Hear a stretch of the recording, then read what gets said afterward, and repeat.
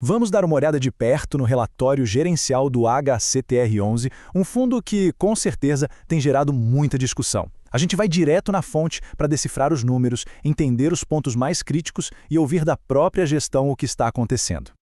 Vamos começar com um número que todo mundo vê primeiro: o preço da cota.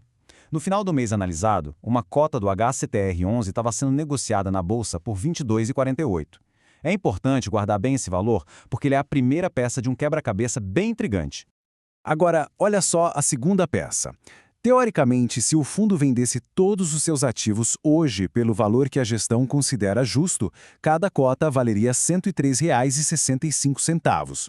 A diferença entre um número e outro não é pequena, é um verdadeiro abismo. E aí, claro, vem a pergunta que não quer calar. A pergunta de 2,5 bilhões de reais, que é o patrimônio do fundo. Por que o mercado está pagando tão pouco por algo que, no papel, vale muito mais? É isso que a gente vai tentar entender agora, usando apenas as informações que o próprio gestor nos deu. Para a gente desvendar esse mistério, nosso roteiro é bem direto. Primeiro, vamos analisar essa briga entre o preço de mercado e o valor patrimonial. Depois, vamos fundo no DNA de alto risco do HCTR11. Em seguida, a hora da verdade, uma análise da carteira. Vamos ver também o que a gestão diz que está fazendo e, por fim, o que é preciso observar daqui para frente. Vamos lá, primeiro ponto: o preço versus o valor. O ponto central aqui é que o mercado está avaliando o fundo por menos de 1/4 do seu valor teórico. É um desconto que, sem dúvida, acende todos os sinais de alerta.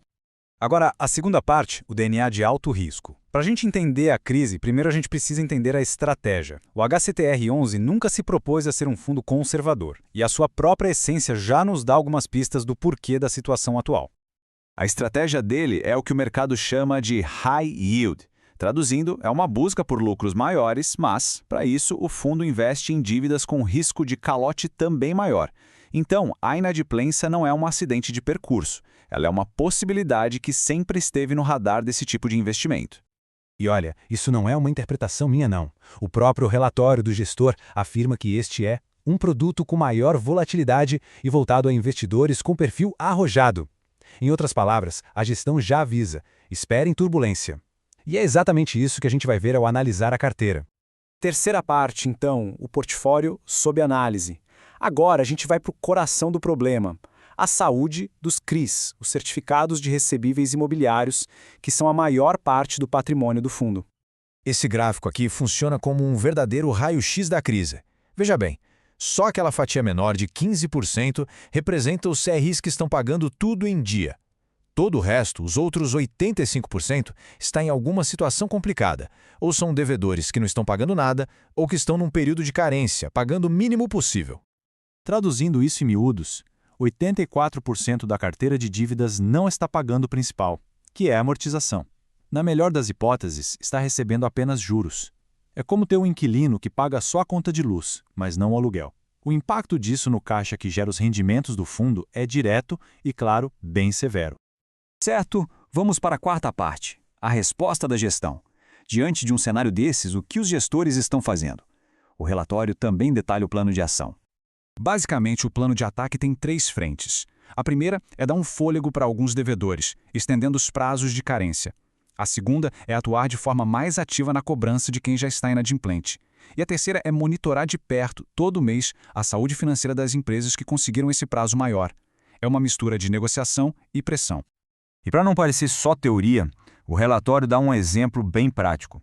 Em 2 operações específicas dessa carência, os waivers foram estendidos até abril de 2026, isso mesmo, 2026.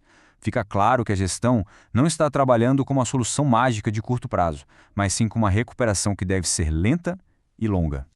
Chegamos na nossa última parte: o que observar agora? Com todo esse diagnóstico em mãos, o que um investidor ou alguém pensando em investir deve fazer? Vamos consolidar os pontos-chave para ficar de olho. Uma análise cuidadosa deveria passar por estes 4 passos. Primeiro, reconhecer o perfil do fundo. Não é um ativo conservador. Ponto. Segundo, monitorar os números. A porcentagem de inadimplência e de carência é o termômetro da saúde do fundo. Terceiro, acompanhar de perto as ações da gestão. As renegociações estão funcionando? E quarto, avaliar o desconto. Esse preço atual é um prêmio justo pelo risco que se está correndo? No final das contas, tudo se resume a esta pergunta. O risco é evidente, está documentado. A questão é se o preço atual representa uma pechincha, uma oportunidade de comprar na baixa esperando uma recuperação, ou se ele simplesmente reflete a dura realidade de uma carteira com muitos problemas. Não existe resposta fácil, e a decisão, claro, depende muito do apetite ao risco de cada um.